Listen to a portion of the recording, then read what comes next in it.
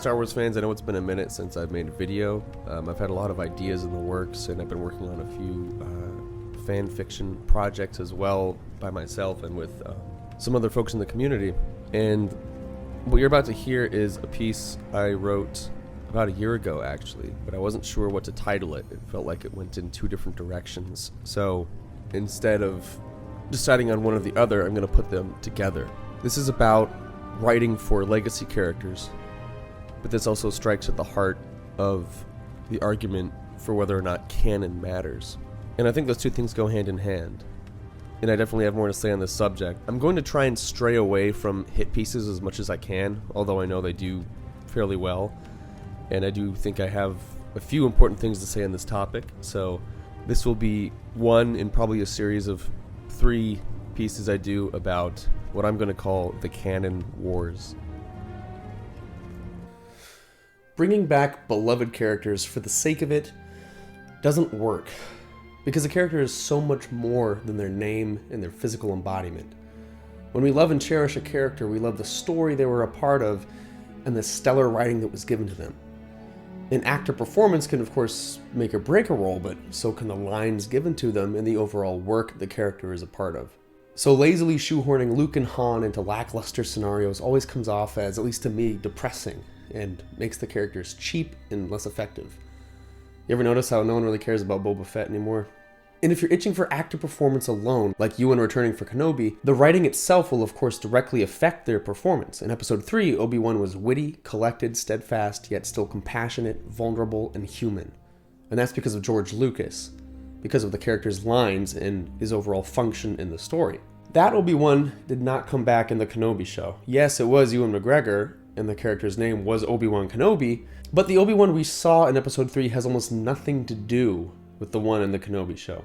Beyond that, actor performance is often muddied down or outright removed from the equation, if that's what you're looking for, due to recasts and CGI masking. When I looked at Tarkin and Leia in Rogue One, all I was thinking was that's a CGI mock-up, and it ruined my immersion. Nothing against animated films and a healthy, effective use of good CGI, but frankly, let Peter Cushing rest in peace. I also had trouble getting into Luke as he appeared in the Book of Boba Fett. It had the same uncanny valley feeling as recreating an actor for a video game, which is usually only passable because the medium of video games is already entirely computer generated, and you're most often looking at the back of their head for, 90% of the time. I always scroll past articles that are like, Starkiller might become canon again. I would hate for Starkiller to become canon again, because I know they would abuse his good standing for views until they'd fully zapped the life and dignity out of him, like they've done with so many other characters. But Star Wars is of course no stranger to the folly of injecting false life into beloved characters. It has a long track record with this, and it's not specific to one medium. In a lot of expanded universe novels, and in some of the newer novels too, I'm sure, there are attempts to write Luke, Han, and Leia into any given story. This often, unfortunately, feels like the writer did it out of necessity in hopes to make a sale. This is also indicated sheerly by the covers of a lot of these novels. There are many expanded universe books that focus on entirely new and exciting characters, but if Luke is present for any amount of the story, his face will be blown up front and center on the cover. And honestly, as a kid, I would get more excited when I saw new and unrecognizable characters on book covers, because I instantly wanted to know who they were. Seeing Han, Luke, and Leia over and over again almost got tiring. An author needs to be extremely careful when casting such recognizable and distinct characters into their story as well. They need to make sure the character has organic relevance to the story, and of course they need to make sure they have the talent and knowledge to write for them in an accurate and authentic way. I know I couldn't do it, and I purposefully omit major characters from any fanfic I write. There are 2 extremes I can think of off the top of my head when it comes to major characters. And who's more well known than that beloved original trio? About a year ago, I bought Splinter of the Mind's Eye because I had never read it, and I was interested in its historic value as the first Star Wars book that was ever published, which is really cool.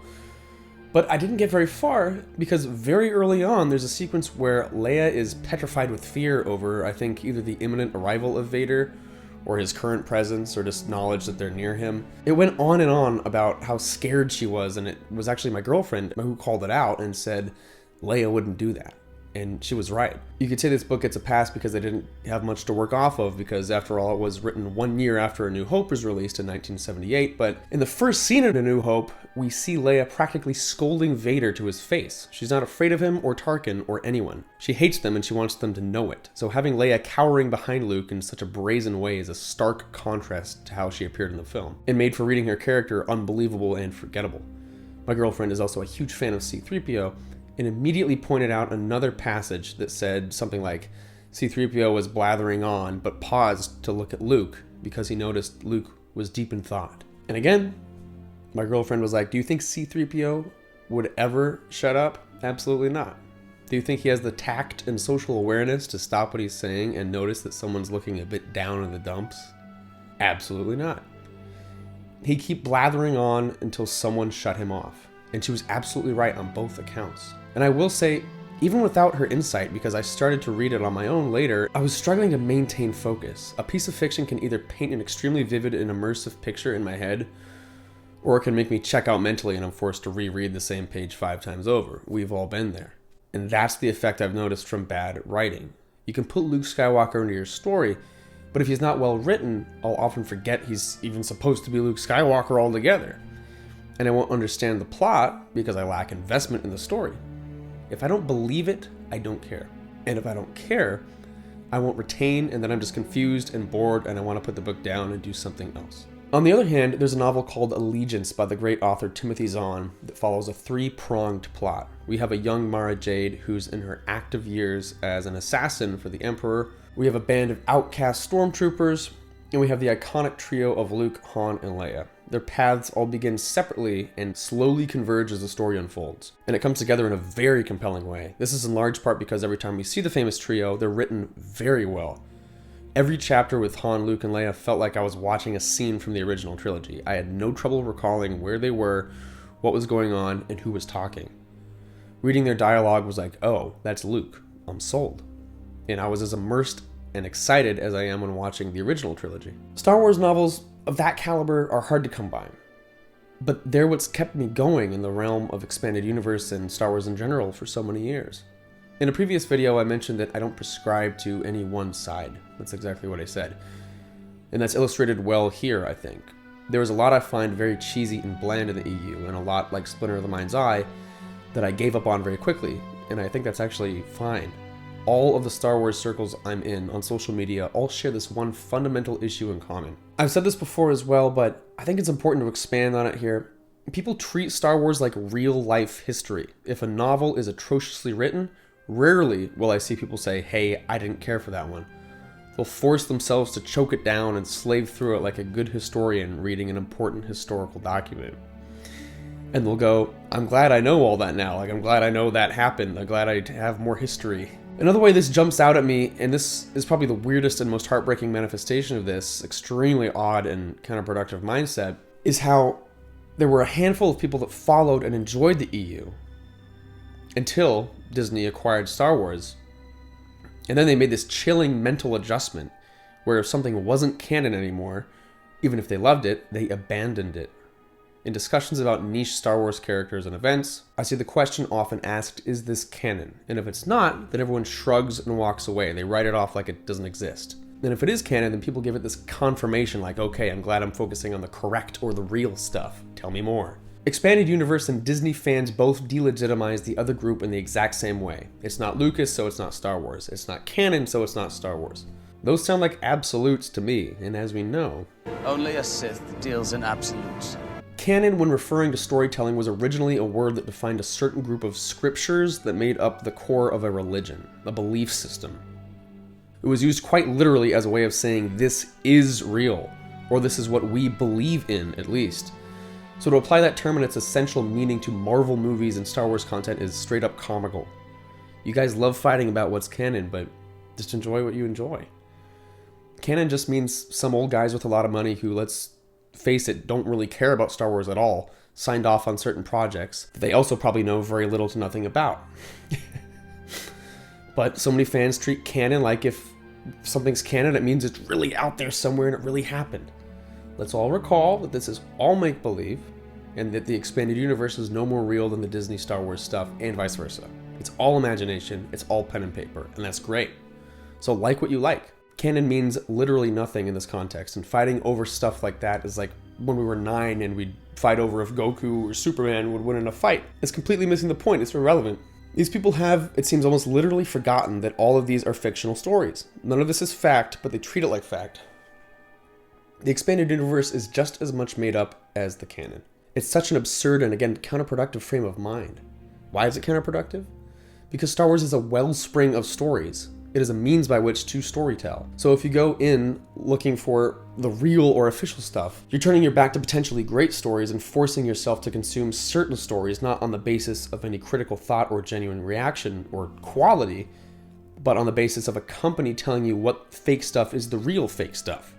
I bring all this up because, frankly, in the EU, despite all of its flaws and failures and shortcomings, we had unique, dynamic, and memorable characters. These guys don't need to stand next to Luke, Han, or Leia for us to pay attention to them. They can stand on their own, and are clearly definable both in their words and their place in their stories. But Disney Star Wars has an unfortunate track record of having to use Han, Luke, and Leia, and others, almost as literal crutches for the new characters. I'm not interested in Joe Schmo because he's interacting with some poor excuse for Luke Skywalker. Star Wars is an amazingly vast universe with infinite potential. I want to see the people and the stories we know nothing about. I want to read about what's going on at the far corners of the galaxy 300 years after Return of the Jedi. I want to know what happened during the height of the Republic, well before the prequel era. I love Han, Luke, and Leia, but we've seen enough of them. If I want to see them again, I'll watch the original trilogy again. Let's take a look at someone new. Don't show me something new just for the sake of it. Show me something new because you have a good idea. The kind of idea that keeps you up at night and forces you to jot down notes well past your bedtime. The type of idea you see in your head play out like a movie. The type of idea that has heart and soul and purpose and potential as a lasting piece of storytelling. Because that's all Star Wars is, and that's all Star Wars will ever be, and that's okay. What else is it supposed to be? After all, it's not real.